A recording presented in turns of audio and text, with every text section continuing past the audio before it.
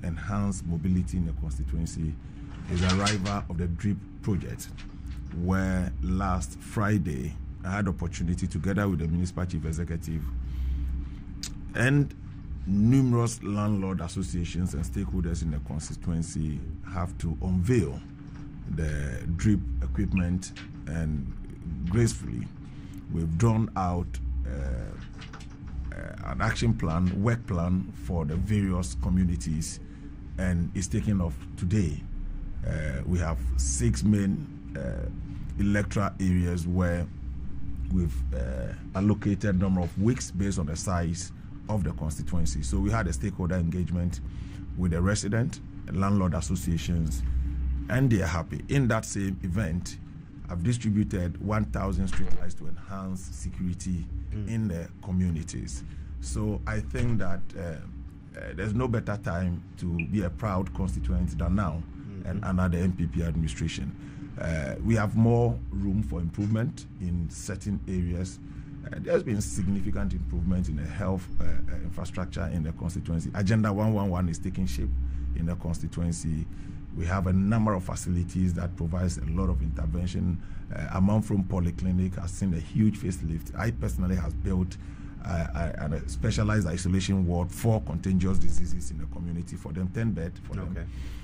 Also in Kukrubite, I've helped to put up a new 5-bed maternity and 3 offices for the health workers in there. Because that facility was built by President Kufuor. He has never seen any facelift. The community, the health center at Kukrubite was built by President Kufuor 24 years ago. The population in Kukrubite then cannot be said to be same today. Absolutely. It's grown exponentially. And if you go to the facility, my first visit to the facility when I became an MP, I realized that the maternity ward has only 2 delivery beds. Wow. And people rationed. So I felt so touched, and I promised to put up a new maternity ward. It's been completed. In Kukrubite, there's been a major storm drain that has been a source of worry for the community for many, many years. When it rains, the whole community gets flooded and people are displaced. Thankfully, by the grace of God, 1 kilometer stretch of a huge storm drain has been constructed in Kukrubite today to bring respite to the people. When I became an MP, I observed that we have 2 secondary schools. They are all day schools, and it's located in Amanfrom and New Botiano. The residents across the coastal stretch will have to commute long distance, and parents have to bear the cost of transportation to be able to access education, even in the face of free SHS. So you still find people in the houses who have had admission, haven't been able to go to school. I made a solemn pledge to the community by the end of my first term. I'll make sure we have a secondary school close to the people in Botiano. Today we've delivered a new secondary school in Botiano for people to be able to have access to quality senior secondary education. There are many interventions we are giving to the community as we speak. In the last 4 years, we've been able to put up the biggest AstroTurf with 1,000-seater capacity, floodlights, changing rooms, VVIP stands. Today, that home playing ground had been adapted by Dreams FC, one of the Premier League teams, as their home grounds, to be able to help sports development in the community. I've also not relented in my effort to train young people with skills, and those who are already in their vocations to be supported. What I've done to support the informal sector, especially for youth in my constituency, is to create an online market for them to market their wear, because the constituent has huge market and they don't even know the extent of people in that place. So I've developed an online market to be able to market the wares of young, talented people with skills, those in craft, those in sewing, those in even barbers and all that. I've been able to put their services online to market for them. No, I'm very sure that the constituents of Botiano, English, Amanfro will be very, very excited with some of the things that has been achieved in the period of time that you've been there. This is your first term. It's my first term. You know, that surprises a lot of people. And you're coming up for re-election. Exactly. This December. Well, we wish you all the very best. But let's get into the matter of the international conference. So this is actually listed as a Category 1 type of conference by the United Nations Education, Scientific and Cultural Organization, UNESCO. So it's not some small conference like that. Not at all. It is often said that government accountability and transparency improves trust, and access to information is a critical component of this. Of course, in Ghana, we've passed the RTI bill. We have the RTI Commission doing its work. As far as you're concerned, and government for that matter, what more are we looking to achieve, with regards to the access to, or universal access to, information? Well, thank you very much, Xtra. And first of all, let me thank the President, His Excellency Nana Addo Dankwa Akufo-Addo, for the bold decision and the promise to, first of all, repeal the criminal libel law. In opposition, he did so, he delivered in his first term. And of course, the right to information, very critical. And if you look at the theme for this conference, is universal access to information, mainstreaming of access to information. Mm-hmm. There are many, many parameters that the UNESCO will look out for to ensure that you even get to host a conference in the first place. And I think that Ghana has done significantly well in the area of access to information by the passage of the Right to Information Bill. Today, no public officer, wherever you are, will have to conceal information from anybody when they make demands on you. And the Commission has had to deal with institutions that will be recalcitrant in honoring a request of petitioners for information.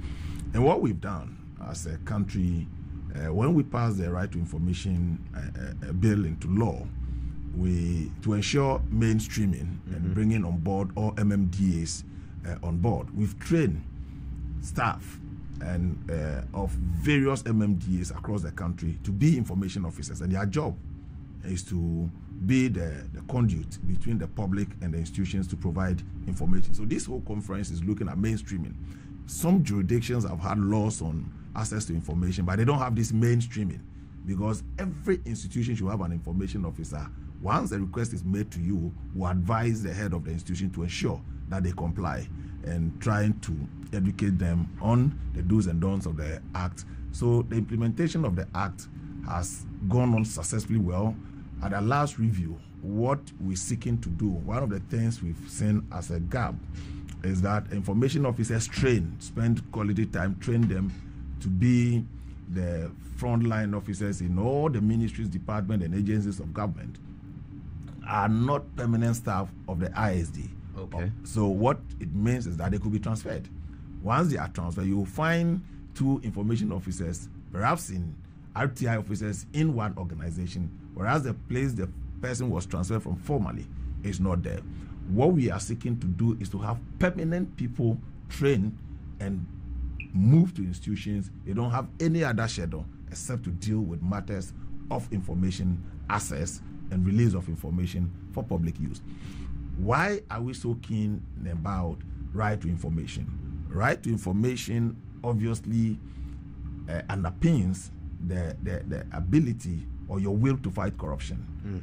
For instance, if you do public procurement, anybody sitting anywhere who has doubt about the processes can call for the documentation. Nobody can conceal public information anymore. So wherever you are, recently you heard of the DRIP program. The day the president launched the DRIP program, the next day there was a request for information on the procurement processes, the tender processes, who won the bid and all that. Immediately the information was released to the said applicant for the information.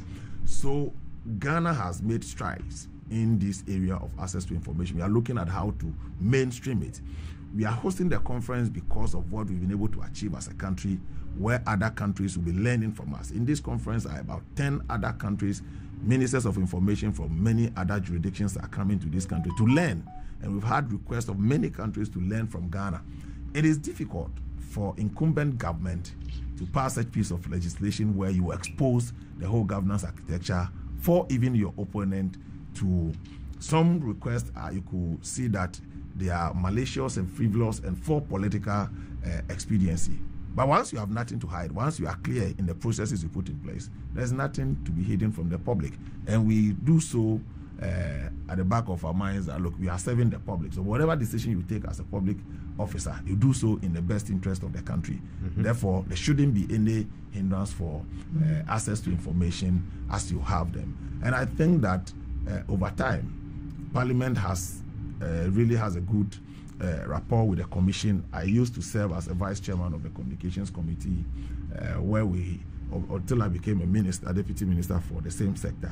And we had a very cordial relationship working with the Right to Information Commission. They've had cause to review their LI to employ some punitive measures with respect to the fines and the things that they can do. And to some cases, their powers has been increased to ensure that no officer can conceal information from the public. So I think that is a new area. Beginning, we had few teething challenges, but now I think that if you look at the ratio of request of information and the duration of which information has been released to applicant, it's been quite significant. And we think that where people think that information is exempt, the law is clear that information borders on national security, some classified information are exempt. And for that reason, it's prescribed in the law. So you cannot make demand for information that is exempt. And even if you are not aware that information is exempt, the said officer is obliged to write to you, quoting the relevant portions of the law, telling you that these portions of the document is exempt. In some cases, people hide behind that provision and say that this information is exempt. The person can make an appeal to the Right to Information Commission, and they will so determine whether the said information is classified or not. If not, they will demand that you release the information to the person. So it's a great opportunity for us to learn from other jurisdictions, and other countries are also learning from us how to mainstream information, to the extent that there's been this issue of public interest organizations as to whether they are exempt or not. But of course, if you are public, you are private organization, but you so work for the public interest, like you earn contract and the rest, the public is obliged to know to have access to the information you work with and all that. So we've made significant strides in this area. We had conferences where people get scared that you are able to open your country this much. How safe are you when it comes to electoral fortunes and the rest? I would say, well, first of all, the premise of your decision must be fair, shouldn't be capricious, and you should do so within the remit of the law. If it's so, then there's nothing to hide from the public. So I think that the decision to host this particular conference is born out of our commitment to access to information and the pieces of legislation we've put together and the successful rollout of the Right to Information Act. We've had opportunity to host. It's a huge eye-opener for the African continent, and I think that this will be a platform for many other countries to come on board and make sure that the people you work for, you should not be able to hide information from them. And I think that this is a huge plus for Ghana, and I think that all commendations goes to the President, His Excellency, who has been a champion of this bill, and he has no qualms at, and he's the one opening and chairing this conference as we go. And I think that we've done so well as a country. We need to further deepen the processes we've put in place to ensure that now we are looking at where you can make a request online. Some documents are quite voluminous, and that is at a cost. In India, when you request information, it's of no cost to the person requesting the information. Here in Ghana, there's a fee, and now if you look at the fee they pay for some documents that to be accessed, obviously the institutions run at a loss by printing such voluminous document for people. In India, people contribute for the institutions to be able to serve the public well. We are hoping to get that we'll be able to provide information at no cost to the people making the request.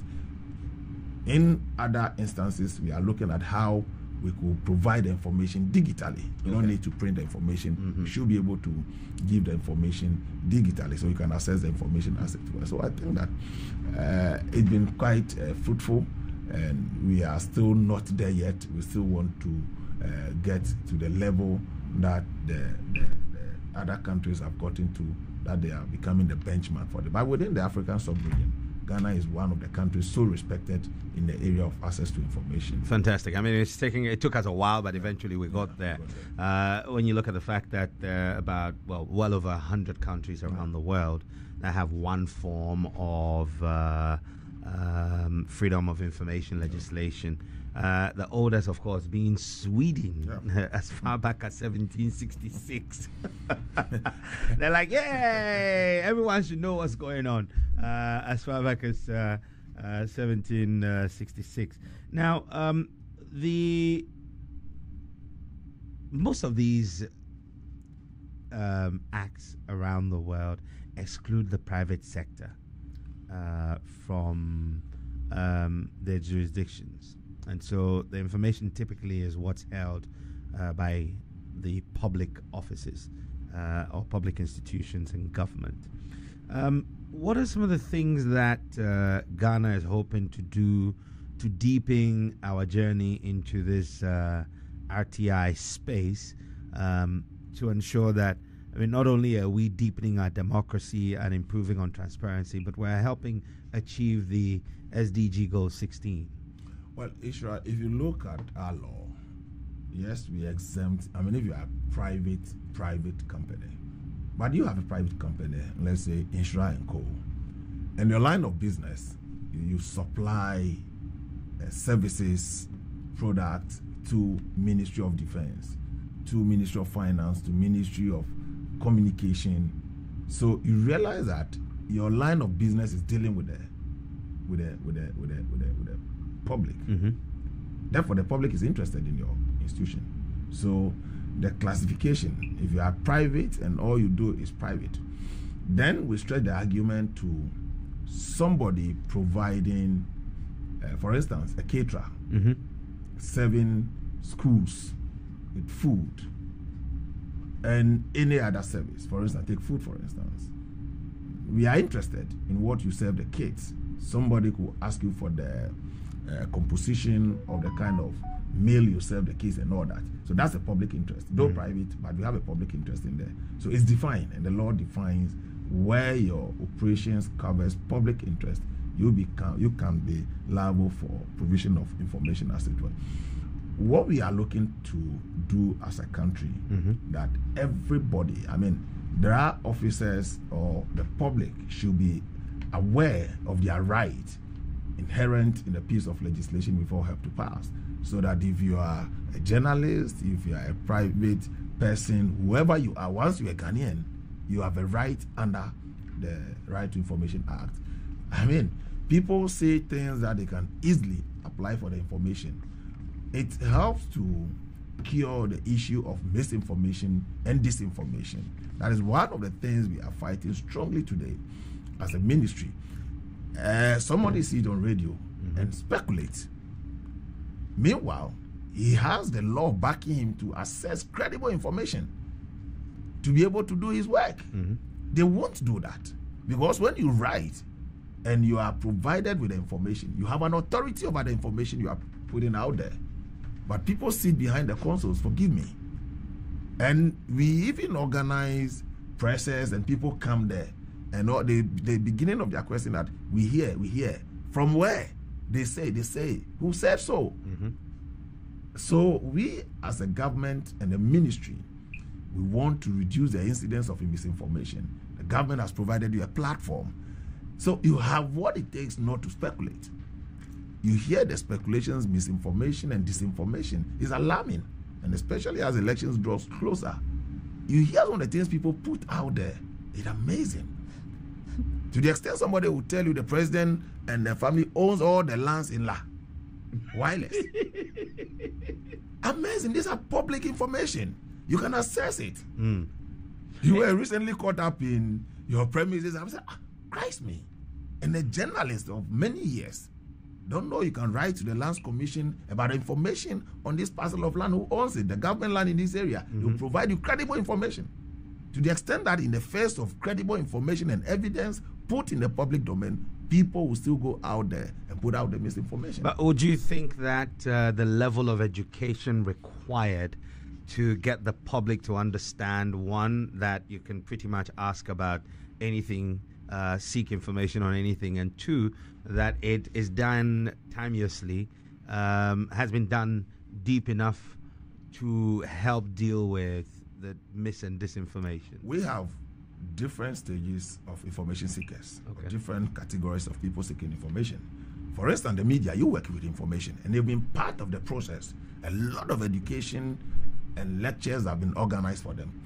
If you ask for information, maximum 14 days, you should be provided with information. And the moment you made the request, it should be acknowledged that we receive a letter, we are working on it, the number of pages you are requesting for, per the law, this is how much you need to pay to access the information, because we get it for you. You make payment, and the information is provided to you. Right? If you think the fees are arbitrary, you can petition the commission. So after 14 days, now you can make a complaint to the Right to Information Commission that I made the application to Ministry of Finance on the procurement or payment of contractors. I think I want to know whether these contractors, and they've not provided me the information after 14 days. Then the Right to Information Commission will now take over the matter. And in some cases, they've been fined. Yeah. We've gotten to where we say, if a public officer refuses to give information and it results in fines of that institution, who pay the fine? Because it's the same public money we are talking about. Some people are pushing that if you slept on your job, and you must be held responsible. You should be held responsible. I agree with that. You should be held responsible, so that you don't sleep and know that, oh, it's the public money they used to pay the fine. And we think that the fines are small. The last time they came for the LI, they are calling for harsher punitive measures in the law. So I think that this is a law that will help us fight misinformation and disinformation. Because before I come to the studio as a public officer, I'm undertaking the project. If you have all information pertaining to the project and we are having the conversation, I may not spew lies about what I put out to the public. The public, we owe the public a duty of care by way of providing them accurate and credible information. But the people who are the vehicle for channeling out this information themselves are culpable. So everybody, they say, we hear this, and they first of all will tell you what is not, and ask you to provide them the answers. Where you have a means to get credible information and quote authoritatively that, look, according to the document base provided to me by your own outfit, this and this is what you've done. What do you have to say about it? But now we put out information and you get scared. So public officers are becoming scared of the media to provide information. But we encourage people that put out the accurate information, educate the people, because you don't serve yourself and you don't serve the media house where you represent. You serve the good people of this country, and you owe it to them that you provide them credible information. So if you look at the United Nations, the World Bank, and the rest, they are spending a lot of time and money in fighting misinformation and disinformation. We've made a huge step in access to information, and I think it should limit the extent of misinformation and disinformation in body politics or discourse that we have as a country, and I think we'll get there. Yes, strongly made. A finding, though, of the Commonwealth Human Rights Initiative recently, which has, of course, been marking International Day for Universal Access to Information, is that Ghana, among the 30-odd countries that have signed some sort of right to information legislation, 24 African countries, as many as that, including notably a member of Ekow such as Senegal, not having RTI legislation. So, to be commended. But the implementation, as usual, is always the sticking point. So the Commonwealth Human Rights Initiative specifically spoke about something that's partly reflected in what you just said, that you have people saying yes, and putting whatever there is they like out into the public domain without bothering to check. The information is obtainable if you seek it. Now, CHRI points out that over and above the information being obtainable under right to information legislation by means of application using the new law, that what the institutions of state in Ghana, and it points particularly to a survey of ministries, departments and agencies, is they're failing proactively to put basic information in the public domain. This is something we've been familiar with recently ourselves, talking about the government's hospital building project. And do you think that that information about what's going on with Agenda 111 should be in the public domain? Maybe it is on the performance tracker, but there's actually a website dedicated to Agenda 111 that has next to no information about the projects ongoing on it. Right. So the criticism is that not enough is being done in Ghana to just provide the information without waiting to be asked. Is money a problem in this?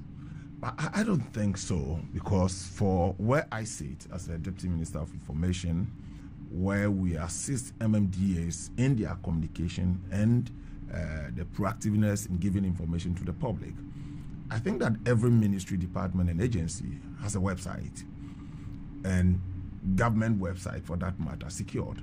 So daily update of your programs will reduce the incidence of people having to make a request for the information. But they're not doing that. They are not doing it. If you go to ministries, department, and agencies, we have information officers, and their core job is to assist delivery of government information. But you go to a ministry, the ministry or the head of institution has his own PR, who is not a professional, director of communication, this and this, but they are professionals trained, paid by the state in the ministries. So their job is to interact and speak and put out information with respect to programs and activities of the ministry. So that is the gap. That is the gap we have with some ministries and departments. After going through some conversation with them, they've seen the need. It's only in this country that every morning ministers get called to speak and directly on matters or heads of institutions. Rarely you get them in other jurisdictions. The people professionally trained are on hand to provide information to the public timeously. We at the ministry has a schedule to schedule ministers, heads of institutions, to have meet the press and give. So after that, the rest is left for the information officers paid by the state, and they are all over. So that is the gap, and I think that is a matter of style, and we need to look at the role of information officers and how, now that people are getting requests and being fined, some people are becoming proactive. Hitherto, we have to chase people to come to the Ministry of Information to put up information. Now they are coming. So once the media and they are giving, we have a long list of ministry schedule for weekly meet the press. And it saves time, it helps the ministers, it helps the heads of institutions to be able to go about their business without being harassed by the media on daily basis. Because we have over 500 media houses. And if everybody is calling you every morning to speak to them, you won't be able to. It's not tenable. You know, but that's for the one-off press briefings, and the Ministry of Information, meet the minister sessions have been very useful, as indeed has the latest innovation that you've introduced on the Ministry of Information with the regional town hall talks, going from region to region. I believe you've done Greater Accra and Eastern. We've done Eastern region. And what's next? We're going to Central region. Right. But that's very much for people who have the ability to either attend the briefings themselves or catch, maybe if they're so minded, actually sit and watch streaming, on catch up. Most people wouldn't. Most people would want to be able to Google something and find it. And it's that problem of access to banks of information on what, as you said, every ministry has a website. So why there's some of them that are doing a notably good job. There's been it's the lead up to elections. People have much remarked on the Electoral Commission's ability to feed very useful information to the public in real time, say during voter registration exercises, having daily updates on numbers of people registering region by region, very clear, friendly graphics presented. They hit a small hitch at one point in time and were very responsive, revising their own procedures to make sure that it reflected what was actually happening with registration. But they're seen as exceptions. So how are you working within government? Because there is a level of resistance. We hear about these things. How are you working to make right to information a mainstream part of the normal working practice of ministries, departments and agencies? Well, I think that to the extent that a number one man, and I think if you engage the president, is particularly interested in this. Because the president believes that we could cure the misinformation and disinformation by giving out information. What are you holding for? If you believe what you've done is right, credible, within the remit of the law, go to sleep, put the information out there. So the president's interest, and indeed in run-up to this conference, the president was particularly interested, charged the former Minister for Information, I want to host this conference, I want to open my books to everybody, what we call the peer review mechanism. So for me, I think that one, the public interest is also important to drive, because you look at the traffic on some ministries, agencies and department websites. I mean, lots of people are not interested. To be honest with you, we gauge the traffic. And if you look at the traffic, for instance, election is coming.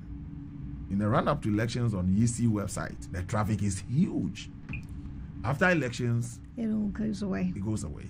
So if ministries, department, agencies spends money for daily and constant update of their website and traffic is non-existent, obviously you do assessment and you realize that the public perhaps are not interested in accessing information, as far as I can put it out there. So what we are seeking to do is to synchronize government information as to the highlight of things that are happening and put it together through the Ministry of Information. That's so if you go one-stop shop, if you go to Ministry of Information, you can access any other ministries' performance and work as they do. In some cases, in some instances, ministries run projects and you ask specific questions. It's understandable that the programs are undertaken in the districts all over the country. So at any point in time, they don't have until the project cycle ends that they can have the overall information on the project. But like I always say, wherever you are, let people know this is where we are. Whether done, not done. For instance, one district, one factory. All the 296 projects at various stages of completion, the performance tracker has it. But before the performance tracker, the implementing agency should have a daily that by the punch of your button, you should be able to access it wherever you sit. So that before the minister even comes to speak, the minister has already put out the information. So we are trying to reduce the gap in information flow. If the gap is not reduced, the traffic for demand for information will always be on the ascendancy. But some of the information provided are quite basic. For instance, the drip project. Those who made the demand for the drip project, we just copied the site where we put every information and handed over to them. Some of them, you know them personally. You say, oh, you make a request for this. Go to this site, have it. Or I even have the information in my office. The next moment is released. So once people know when you make the demand is already available to you, you reduce the traffic for demand for information. But some people has a penchant of not releasing, holding information to their chest. And that one, the law bags any petitioner for demand of such information. And I think we must all look at the president, his commitment to ensure access to information. He presides over ministries, departments, and agencies, and he says that this is how I want to go. To the extent that a minister cannot say the president has given full powers and blessing to the law. So if you work for the president and to the good people of this country, and the president says this is where I want to go, you cannot challenge that. What you have to do. And we've spent a lot of time, money to train people, information officers everywhere. Where we are, the difficulty is somebody is designated from an institution as a right to information officer. After training, having gotten the experience and everything, the person is transferred. So I made that point clear that let's have a full budget, get them permanently hired and post to institutions that you cannot transfer them. They can only be transferred from ISD, their routine transfer. The moment the right to information officer is being transferred, another one is coming to replace him with the same level of qualification, the same level of experience. Then we can, but you go to a place, director of budget is designated by the institution as the right to information officer. A year later, the person is transferred from that institution. He gets to a new institution, there's a right to information officer there. So there are two in that institution. In some cases, the person's work schedule is so big that they don't even have time to look at the request being made on organization. It boils down to funding, it boils down to clearance to employ permanent staff. So that's where we are. But as far as I'm aware, almost every government institution has a designated officer for the right to information. But we want people who are permanently placed in these institutions for free flow of information to the public.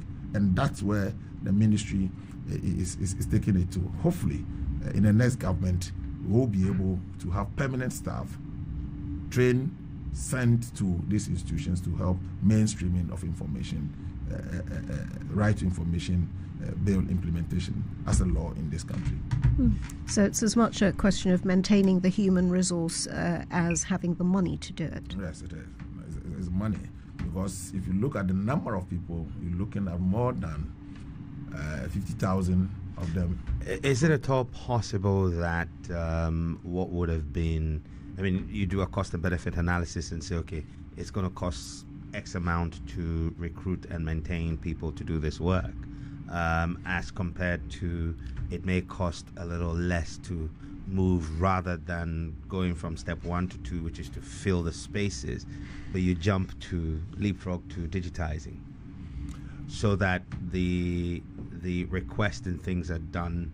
You know, people can actually log onto the RTI website and then make a request of these things, and so centrally it can be managed. That was the last conversation we had. Okay. And to the Right to Information Commission, we are looking at that instead of writing letters to people, that you make a request to an institution, you go through a central process system.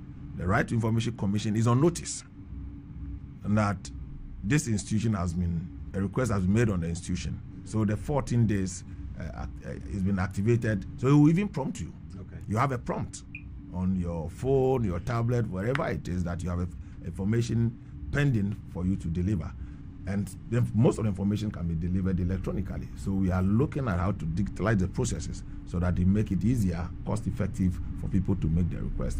And today, if you look at the public sector, there are a lot of digitalization of our processes ongoing. People used to come to Accra to attend their interview for promotion, exams, and errors. Now it's been done virtually. People don't travel from any part of the country to come to Accra to attend interviews. It's been organized within the Public Service Commission virtually, and they get full benefit of not to travel many days, sleep in a hotel for an interview and all that. So promotion exams within the public sector has been reduced. The travel time has been taken off completely, and people do so virtually. So I think it's not out of place when we travel that journey, and it was part of the conversation we are having now. Okay. Now, in just a minute, share with us what the highlights of the celebration of the International Day for Universal Access to Information conference will be. Well, it's some guests have started arriving from yesterday, today. Okay. We're having a full complement of our guests coming in today.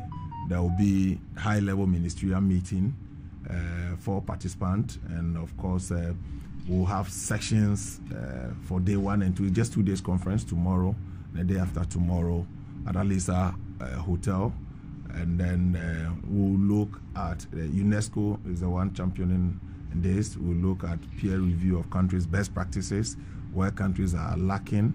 And of course, the next conference venue will be announced here in Accra.